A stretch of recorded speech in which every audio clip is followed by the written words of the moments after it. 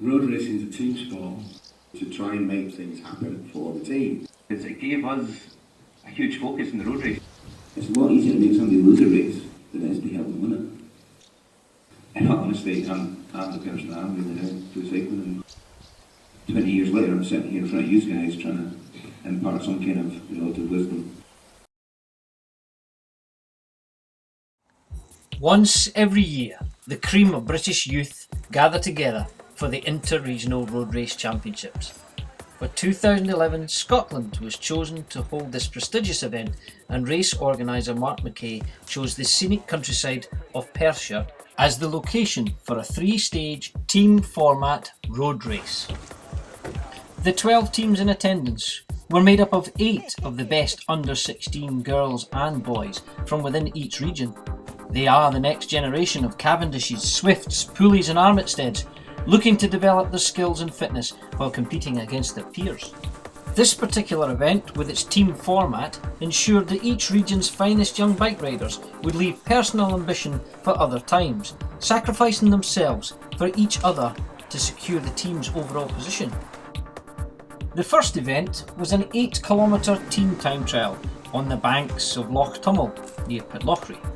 The challenging course, with its narrow roads, steep climbs and technical corners, made finding a rhythm difficult and keeping your team in one piece extremely hard. With time being taken on the third rider over the line, each team had to figure out how best to ride the course, bearing in mind the strengths and weaknesses of their members. No matter whether your strongest rider did longer turns or you had decided to shed someone on the hill, communication was the most important factor in attaining a fast time.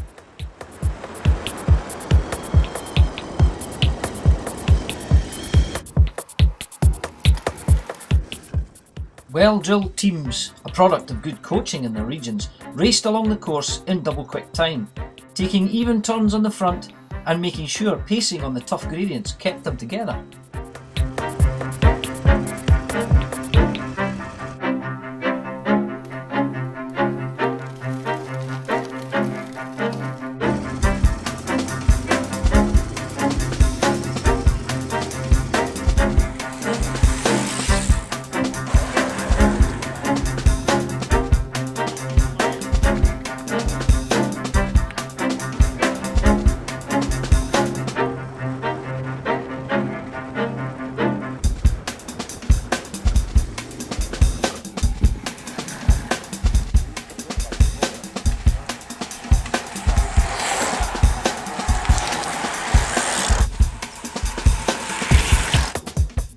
It was a clean sweep for Team Yorkshire, Mark Barry's honed machine showing everyone else how to ride a team time trial in both the girls' and boys' races. But could they hold their lead after day 2? The race cavalcade moved east from Cluny to Cooperangus for stage 2, around a rolling 7-kilometre loop with great views of the Cairngorms as a backdrop. First up were the girls, who began and finished their race in glorious sunshine. 6 laps were on the menu for the teams, and with the result based on the positions of the 3 best placed riders on each team, there was a lot of thought going into the tactics for the race. Small breaks tried in vain to forge a decent gap ahead of the bunch, but unless a rider from each of the strong teams was present, nothing was allowed more than about 20 seconds up the road. Come on, Mel, let's get up and get after it. Yeah, good, keep going.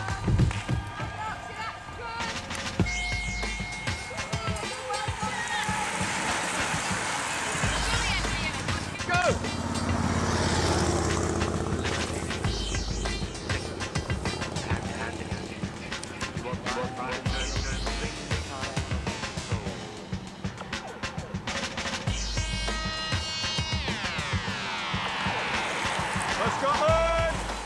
Into the last lap, and it was clear that a big bunch sprint was on the cards. The question was, which team could place their first 3 riders highest in the finishing order?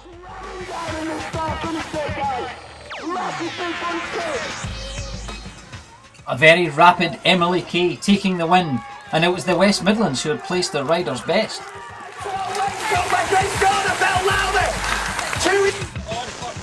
Conditions for the boys' race were of biblical proportions.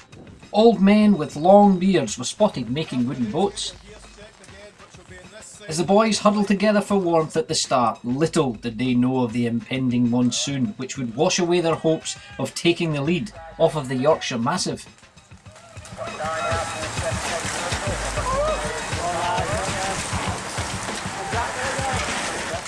Don't get me wrong, the rain was light to begin with, and an aggressive bunch had ideas to attack the erstwhile leaders.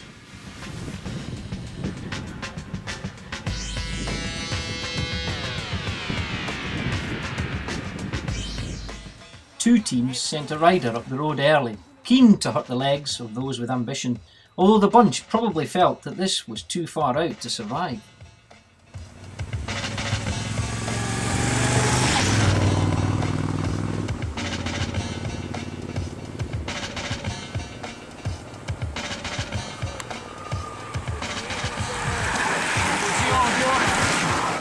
But with less than half of the distance covered, Mother Nature blew into town, dampening spirits as she made her way to Dundee. The horrendous conditions were partly to blame for a big pile-up in the middle of the bunch, which resulted in massive gaps appearing between small groups of chasing riders. The monsoon lashed down continuously, causing the race to be neutralised. Unfortunately, the commissars had spotted the old men with beards loading the animals 2 by 2 and had decided the course was too waterlogged for a safe race to continue. Abandon, as they say.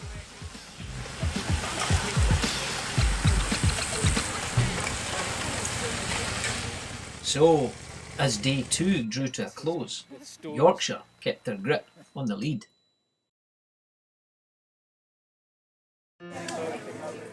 The overnight forecast didn't cheer anyone up. It looked like more of the same as we headed to the small town of St David's. The closest teams to the leaders were Wales, the West Midlands and East Midlands, and hopefully they had big ideas to burst the bubble of the slick Yorkshire outfit. And go. Good luck.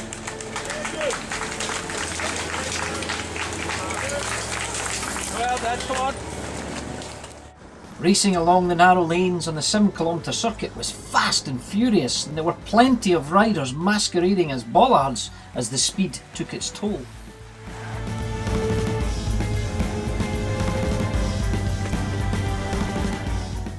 A similar pattern from yesterday's race emerged, and with the course being less hilly, the pace stayed high.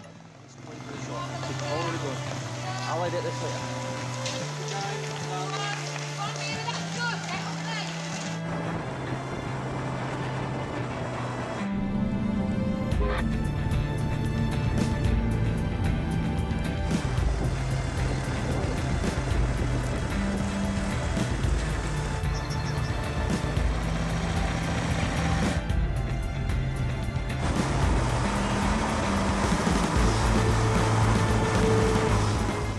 Up at the feed zone, the coaches, helpers and parents made sure that any dehydrated juvenile could quench their thirst before making the final push for glory.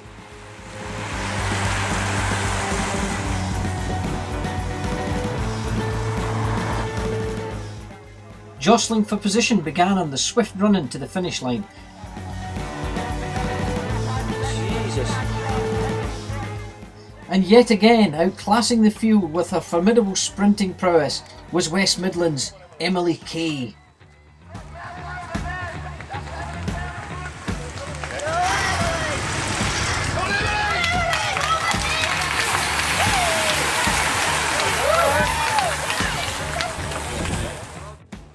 For the final event, the Yorkshire boys knew what they had to do to win, but could they hold their nerve? With Wales and the West Midlands only a few points adrift, everything hinged on this boys' road race. And since the abandonment of yesterday's stage, the organisers had added an extra lap, just to make things more interesting.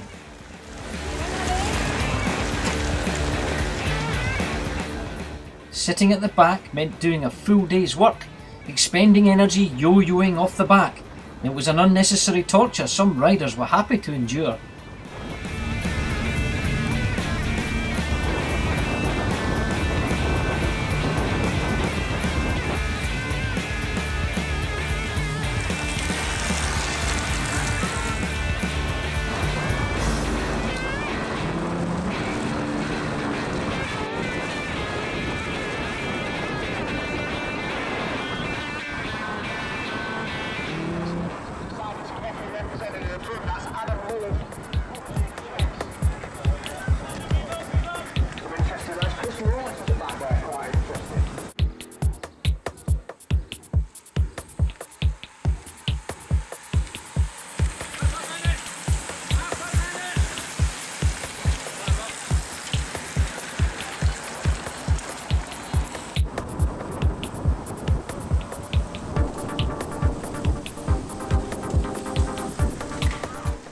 A few attempts to establish a breakaway were nullified, until eventually a quartet were able to get out of sight and out of mind.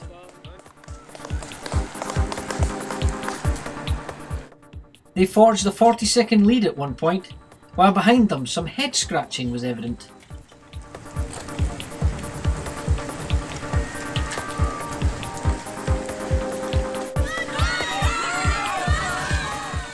The epic weather from the day before didn't quite materialise, but on parts of the course localised showers made some corners very tricky indeed.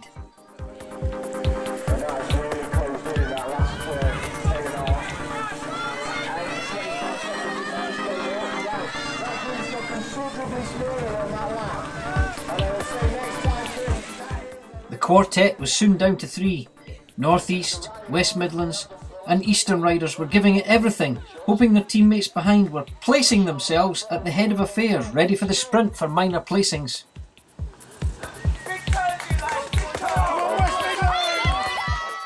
A large crowd made up of local residents and partisan supporters from the regions were kept informed by MC Tim Buckle, who had information flowing from a service car.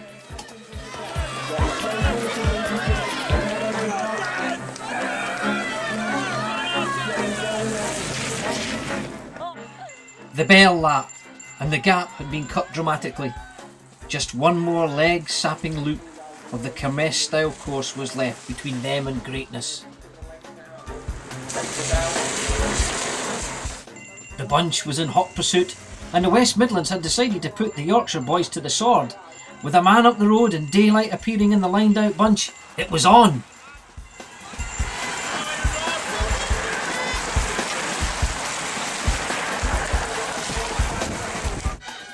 Heaving into view for the run to the finish, the trio of escapees had enough of a gap to ensure victory. With so much of their effort left on the road behind them, they had nothing left for the sprint, and it was the least exhausted rider, Christian Wolf of Eastern, who took the win.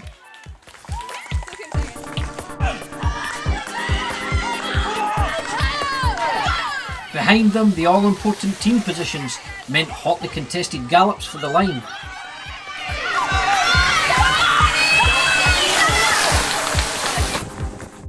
Once the finish line footage had been reviewed, the medal presentations could begin, and despite the best efforts of all the other regions, Yorkshire were able to hang on to take the inter-regional crown for 2011.